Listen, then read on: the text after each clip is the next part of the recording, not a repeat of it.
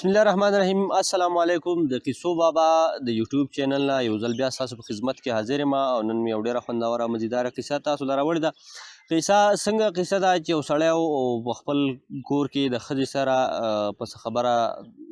جګړه دغه شوې وه. هغه بیا د کوره وتلی و او یو کلي ته لاړو، نو په هغې کې هغه داسې خلک ولیده چې یاره هغه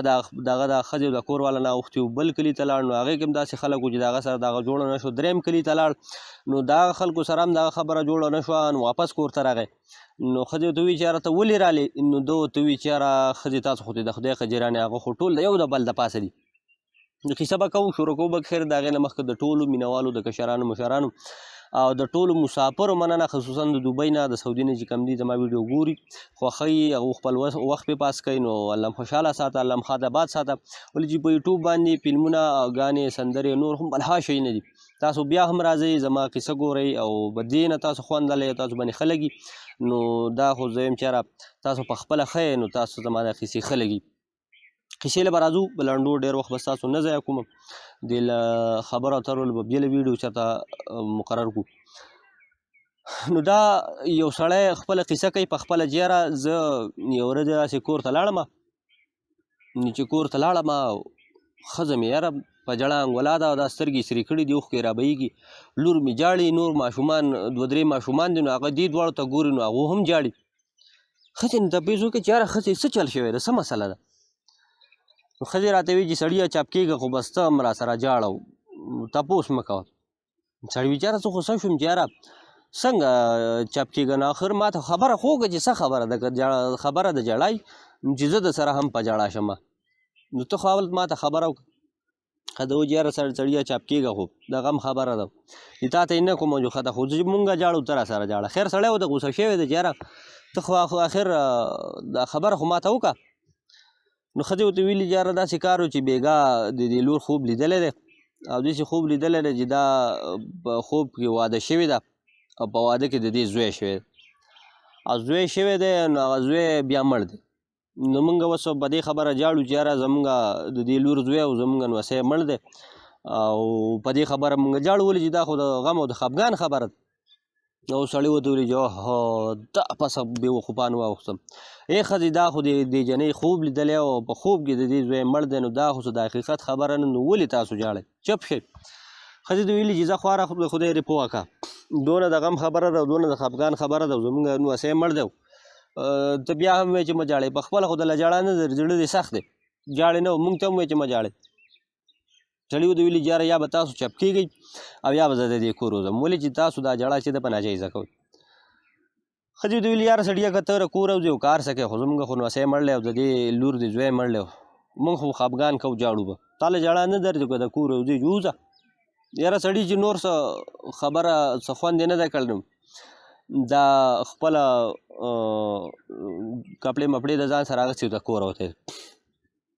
د کوره ودرېد چې سفر یې کړی دی، نو یو کلي ته رسېدلی دی. یو کلي ته چې رسېدلی دی، نو هلته ځان له خلک خفه ناست دی، خفګان دی او ځینې خلک پکې جاړي، ځینې خلک د یو بل سره ډېر په فکر او په سوچ کې خبرې کوي چې یاره دا به څه چل کېږي، څه چل به نه کېږي. د سړي وي چې یاره د یو غم نه لاړم په بل غم واوښتم، زما په خیال. دلته د یو کس نه تپوس وکړو چې هلکه څه مسله ده، څه خبره ده؟ نو هغه ورته وایي چې یاره کاکا تپوس مه کوه، خو ډېره د غم خبره ده، د کولو خبره نه ده. ده ورته بیا ویلې چې هلکه خبره خو راته وکړه که نه چې چل څه چل. نو هغه ورته وایي چې یاره کاکا داسې دلته د هلک واده شوی دی او ناوې په کمره کې ناسته ده او اوس مسله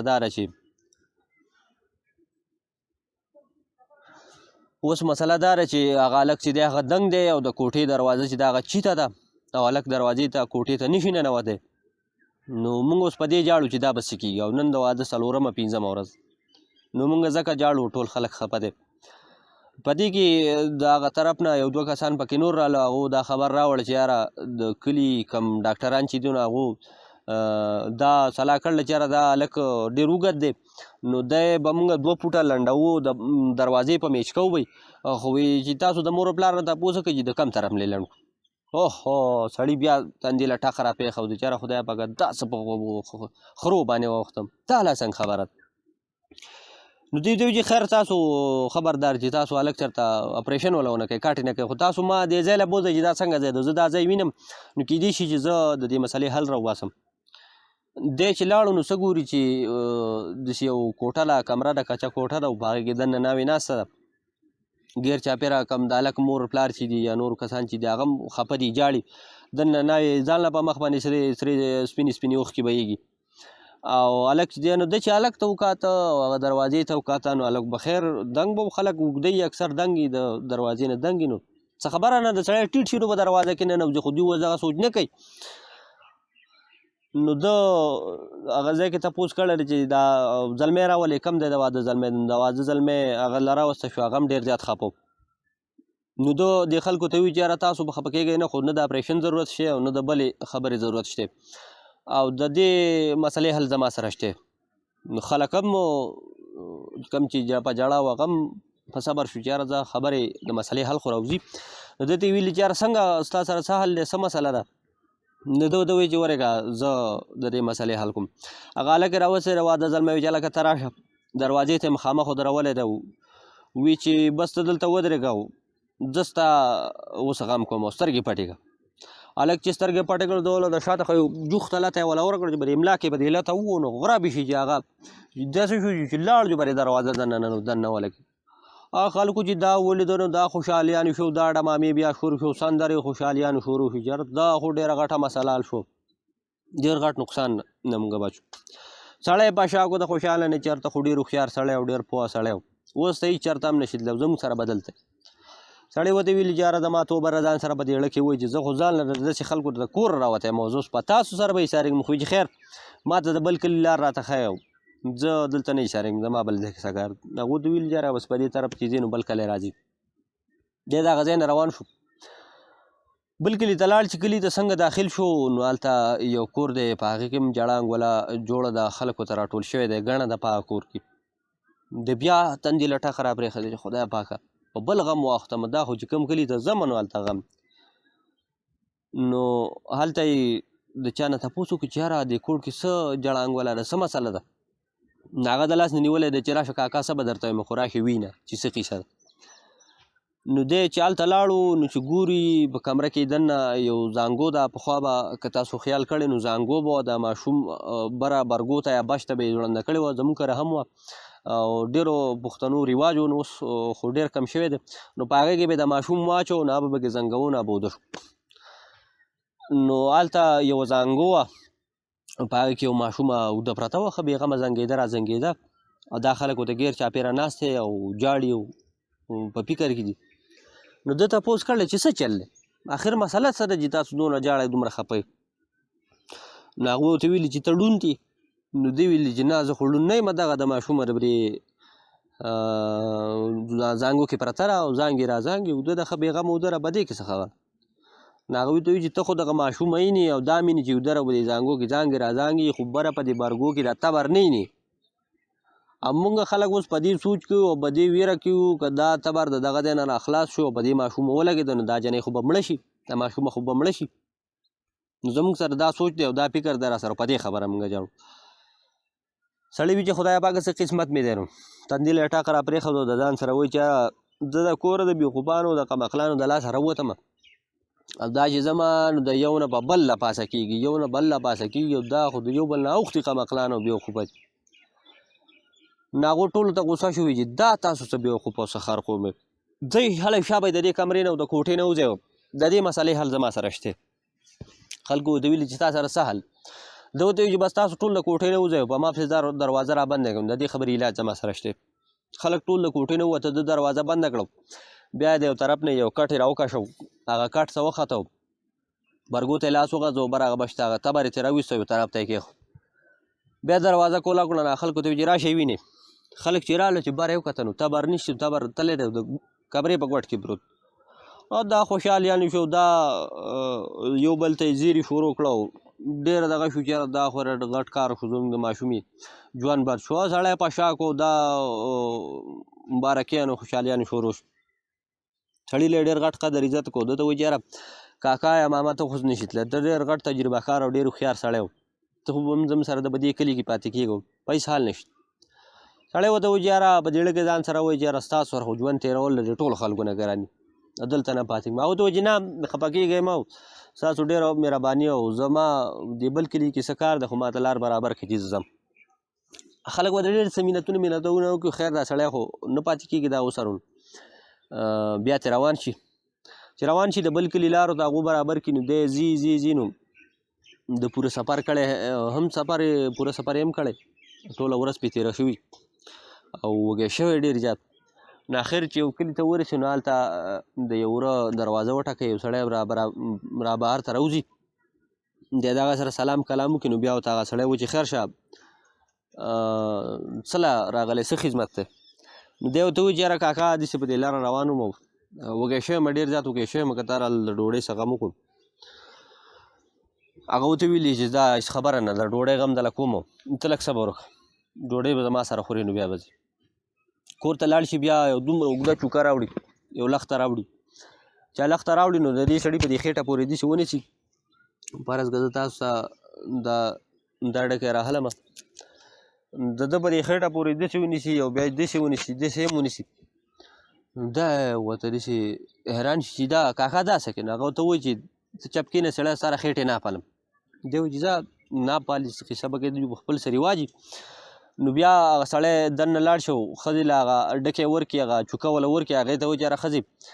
میلمه راغلی او دا چوکه والا او د وړو د بورۍ سره یې میچ کا او چې څومره دا چوکه دنګه ده هغومره د وړو بورۍ راواړوه او وړه واغېږه در شا به روټۍ پخوه او سالن تیار کړي میلمه له وباسه دا سړی بیا راوځي دا میلمه یعنې دا سړی چې دی بیا دی د لاسه ونیسي حجرې ته یې راوړي دی ناستي پوره ساعت چې پوره ټایم پکې ولګي دی چې څه ګوري نو کاکا یو غټ پڼ را په شا کړی دی ډېر لوی پڼ یې را په شا کړی دی ډوډو را روان حجرې ته چې راغی نو دوی ویل چې یاره کیدای شي زه چېرته څه میلمانه به وي د ده به چېرته څه غټ پروګرام وي نو کیدای شي د روټۍ ډېر پروګرام کړلی جمعه له به ورسره هم په یو ځای خبره کړي نو دی کاکا چې څنګه راغی نو دی ته تپوس کړی چې خیر شه کاکا ستاسو میلمانه دي څه پروګرام دی که دا دونه غټ پروګرام تاسو د څه دپاره کړ نو هغه ورته وایي نه زموږ څه میلمانه خو نشي دا خو موږ تا له دا روټۍ پخې کړي ستا لپاره دا سړی ورته وایي چې یاره کاکا څنګه چل دی زه خو که ډېر زیات شم نو یوه روټۍ به وخورم او که ډېر وږی یم نو خیر زه 2 روټۍ به وخورم نو د دې نه زیات دا خو تا لوی پڼ راوړ نو سړی کاکا ورته غوسه شي چې ولې موږ څه بې حسابه خو نه دي پخې کړي خو ستا د خېټې نه مې میچ واغسته او هغه میچ باندې ما وړه پاخه کړي او اوس به ستا پلار هم دا روټۍ خوړو یوه روټۍ دې که دې پرېښودو نو خیر به دې نه سړی د ځان سره وایي چې خدایه پاکه ګل د کدو ګل یې ومیشو کو لاندې دې بل بخښنه غواړم وایي چې یاره د یو بلا نه خلاصېږم په بله اړم کاکا ته ویلي چې ښه کاکا دا ټولې به زه وخورم خو ځه ته دې څه کار وکړه چې لاړ شه د کاکا ورته وایي چې یاره دا به ستا پلار هم خوري که دا دې پرېښوده نو ژوندی دې هم نه پرېږدم او یوازې دا پڼ نه دی 2 پڼډه نور هم دي خو زه ځم هغه بیا راوړم نو دا سړی ورته وایي چې ځه کاکا وبخورم خو ته دې څه کار وکړه چې دا خو وچې نه خوړه کېږي لاړ شه څه سالن څه خو سره راوړه که نه نو هغه وایي چې به زه ځم او زه راځم دی زر دغه پڼ نه 2 روټۍ والي چې کاکا څنګه د دروازې نه ونیو نو بس دی واپس په دروازه راوځو خپې را سپکېږي په لاره کې 2 روټۍ وخوري او را روان واپس خپل کور ته راورسي چې کور ته راورسي نو ښځه یې ورته وایي چې ته خو بیا واپس رالې تا خو وایي چې زه ستاسو ورته ما عمر نه تېرېږم تاسو ډېر بېوقوفه خلک یو د کوره وتی وي هغه ورته وایي چې یاره ښځې قلاره کښېنه ما چې هلته کم خلک ولیدو نو هغې نه تاسو ډېر قجیر ډېر ترې تاسو ښه یې نو ځکه مې دا سوچ وکړو یاره واپس په خپل کور ته تله ښه نو دا وه ګلونو مینوالو دا نننۍ یو قصه وه زما په خیال قصه کې خو سبق یا څه عبرت خو پکې څه نه و خو هسې خوندوره د پخواني مشرانو یو قصه وه نو تاسو ته مې وکړه قصه لنډه وه خو خیر نورې به اوږدې قصې هم کوو ډېر داسې خلک دی چې د لنډو قصو هم فرمایش کوي لنډې قصې خوښوي نورې هم داسې اوږدې ډېر اوږدې قصې را روانې دي او کوو به کې خیر په خپله موقع به یې کوو او مایک مې دا لګولی و نن، نو ما ویل چې یاره قصې ریکارډ کړم 2-3 قصې، نو بیا نن جمعې ورځ چوټي وه، د مسافرو هم چوټي، نو بیا اکثر د کار له ځمه نو بیا موقع نه میلاوېږي، تاسو فرمایش کوئ. کوشش به کوو په هفته کې چې یا 2 یا 3 قصې ضرور کوو، ولې د دې نه زیاتې به ماته ډېرې ګرانېږي. قصې ډېرې بېسیاره قصې دي، د ختمېدو هېڅ شان نشته، خو په یو ځای کول ډېر ګران دي. انشاءالله کوشش به کوو په خپله موقع باندې قصې به درته کومه خوندورې او اوږدې لنډې قصې به ګډې وډې به راځي، ولې چې یوازې به لنډې هم نه وي، یوازې به اوږدې هم نه وي، ولې چې د هر سړي طبیعت بدل وي، څوک لنډې قصې خوښوي، څوک اوږدې قصې خوښوي، نو هر شان قصې به کوو. او د ټولو مسافرو، د کلیوالو، د مشرانو، کشرانو، د وروڼو، خویندو، د خوریانو، د خورینو او د ټولو مینوالو مننه، خاص کر د مسافرو د وطن نیک هیلې او احترامات. الله م په ډکه منګول واپس راوله، الله م ښه ساته، د ځان خیال ساتئ، تر د راروانې قصې پورې، د نوې او د خوندورې قصې پورې زما سره اوسئ، چېرته هم نه ځئ. د الله په امان.